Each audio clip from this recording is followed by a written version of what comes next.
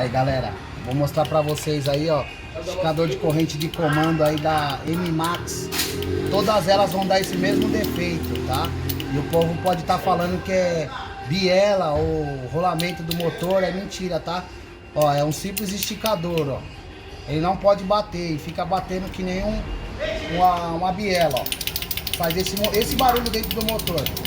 Então vamos ficar esperto aí, se vocês tiverem dúvida, pode perguntar pro Choco Motos aqui, que a gente tá aí à disposição a todo mundo aí, tá? Obrigado, fica com Deus aí.